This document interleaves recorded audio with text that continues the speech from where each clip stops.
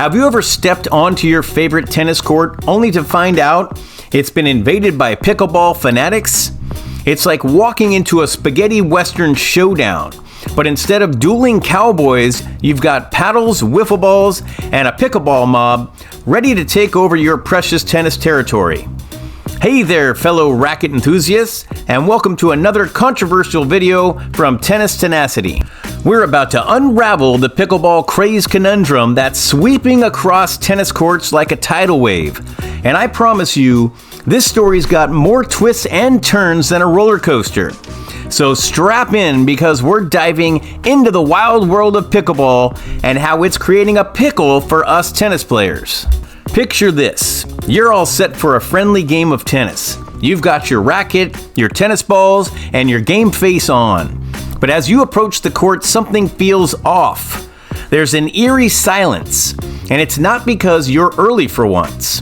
Nope, it's because pickleball has taken center stage, and they've got your tennis court hostage. You've seen it happen before, right?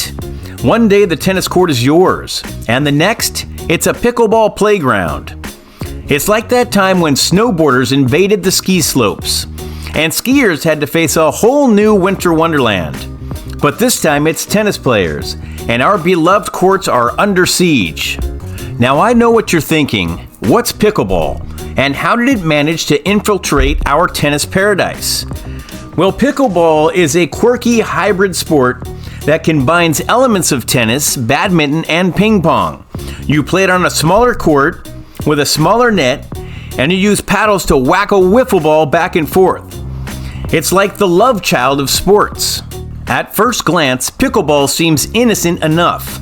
A bunch of folks swatting a plastic ball over a net, right? Wrong. It's like an addiction. Once you start playing, you can't stop. The simple rules and fast-paced action make it accessible to everyone, from kids to seniors. And that's what makes it so darn enticing. Pickleball has this uncanny ability to pull people in, like a tractor beam of fun. It's not as physically demanding as tennis, making it perfect for those who want to keep their knees intact. Plus, it's incredibly social. You can play doubles, chat, and still get a decent workout. And guess what? That's just the tip of the pickleball iceberg. It's like discovering a secret treasure chest. The pickleball craze offers instant gratification and a sense of belonging. You walk into a pickleball game and suddenly you're part of a pickleball family. It's just like joining a cult, but without the creepy rituals and robes. So here's the pickle, pun intended, we tennis players face. With the pickleball revolution taking over our courts, we're left scratching our heads, wondering if we should jump on the pickleball bandwagon or stand our ground. It's like choosing between two delicious snacks, tennis and pickleball.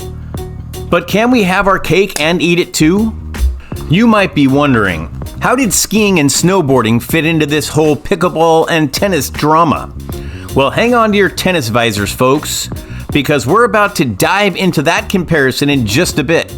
Now let's rewind the clocks to the late 80s and early 90s, a time when skiing was the undisputed king of the slopes.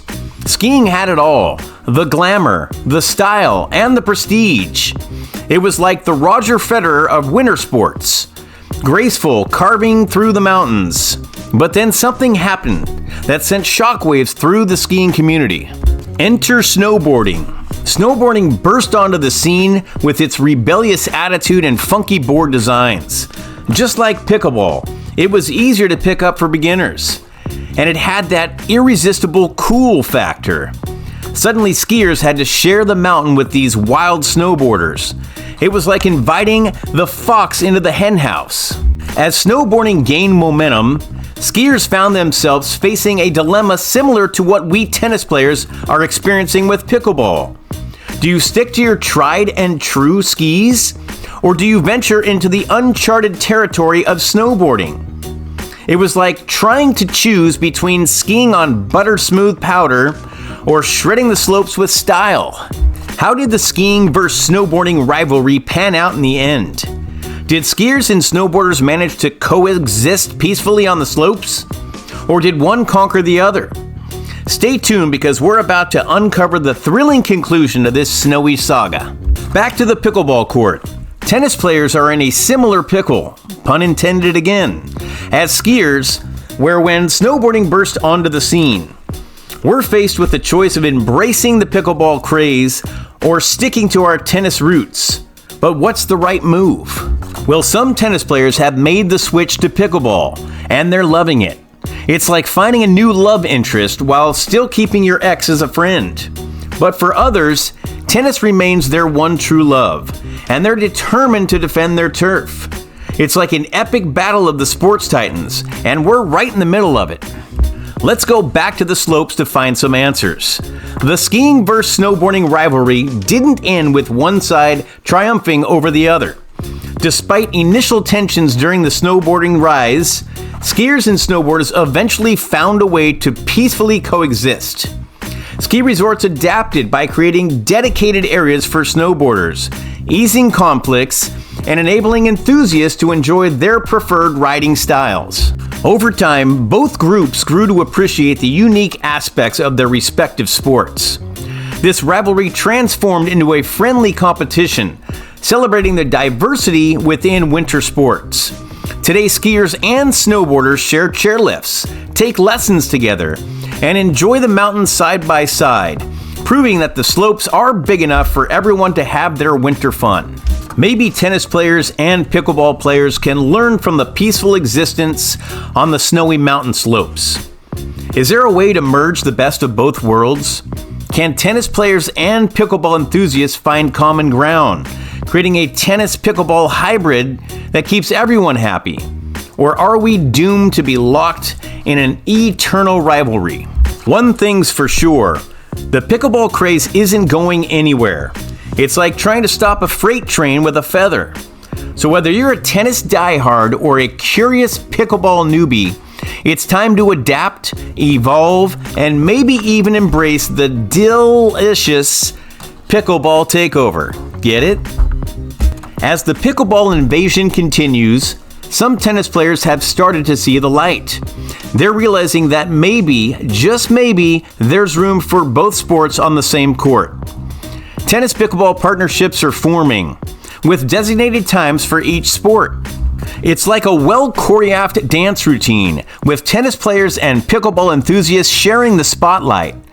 It's a battle of sportsmanship and camaraderie, and the final score is yet to be tallied. And there you have it, folks. The thrilling tales of tennis versus pickleball, and the epic showdown between skiing and snowboarding, all presented by Tennis Tenacity.